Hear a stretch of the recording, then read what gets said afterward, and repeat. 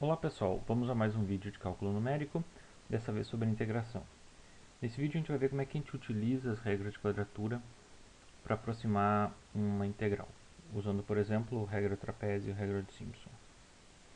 A ideia básica consiste no seguinte: vou pegar um intervalo que vai de A até B e vou dividir em n subintervalos, de tal maneira que o primeiro ponto com x1 coincida com A, com o extremo esquerdo, e o último ponto, que é o xn mais 1, coincida com B. Então notem, se eu tiver n intervalos, eu tenho n mais 1 pontos.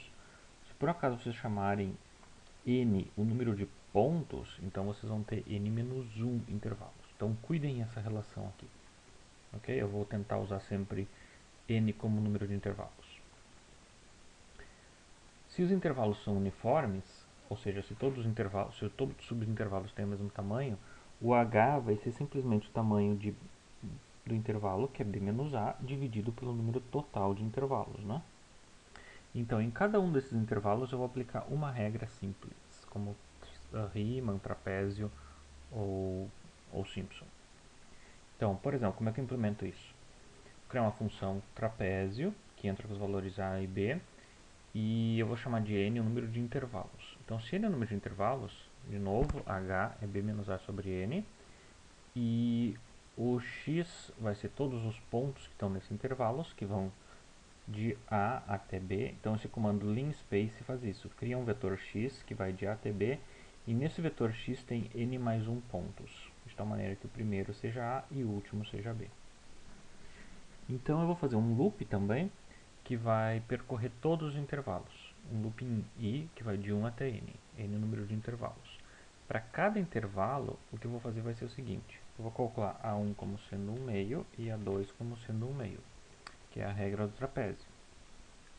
E em cada intervalo eu vou aproximar a área ΔS aqui como sendo A1 vezes f de x1 mais A2 vezes f de x2.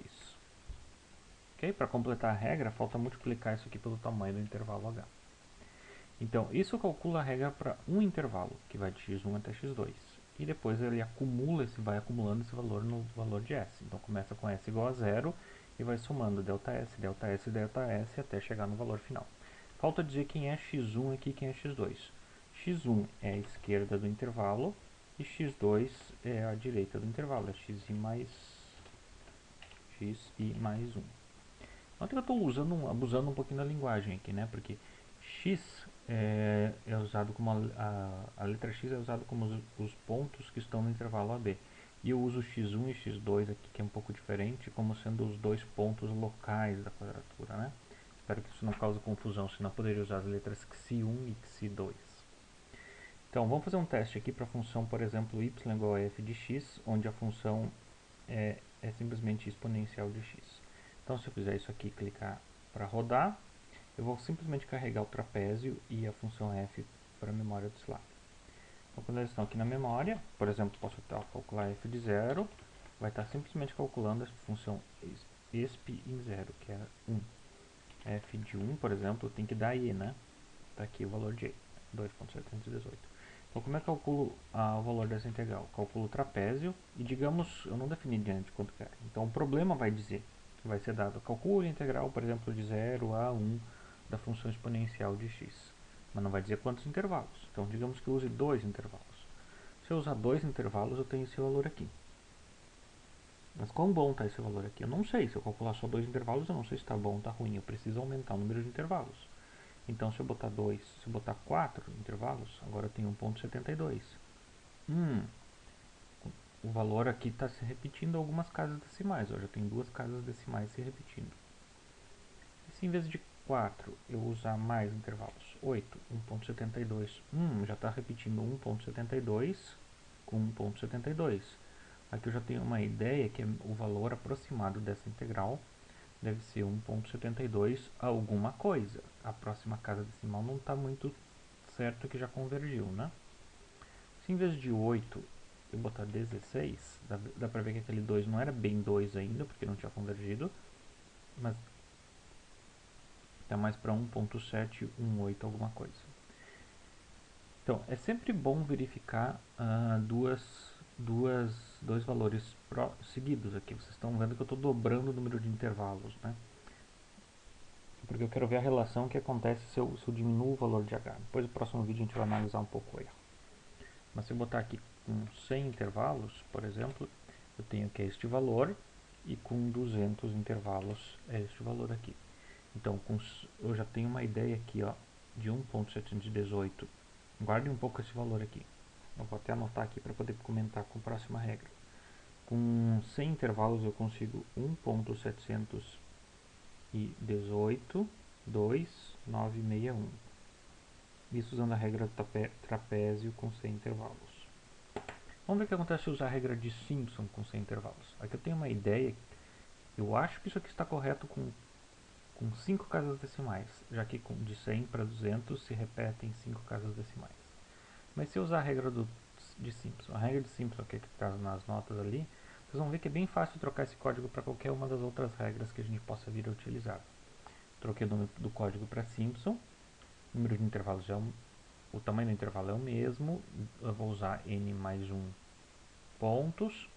O que muda? Só muda a regra. Só tem a única coisa que eu tenho que mudar é essa fórmula que está aqui. Tem os pesos. A1 é 1 sexto, A2 é 4 sextos e A3 é 1 sexto.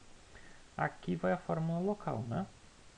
A1 vezes F1 mais A2 vezes F de x2 mais A3 vezes F de x3 e multiplica por H. E quem são os pontos x1, x2 e x3? Em relação a esse intervalo aqui, o x1 é o xi, o x3 é o extremo direito, que é o xi mais 1, e o x2 é exatamente o ponto médio. Uma maneira de calcular isso é pegar o x1 e somar a metade do intervalo, né? Eu poderia também fazer x1 mais x3 sobre 2. Também daria na mesma. Então aqui eu tenho a regra de Simpson. Então deixa eu só ter certeza que eu tenho a mesma função f aqui e carrego ela. Ok, isso aqui até está fazendo um gráfico. Não, eu rodei uma outra coisa aqui sem querer. Então eu carreguei ela para a memória.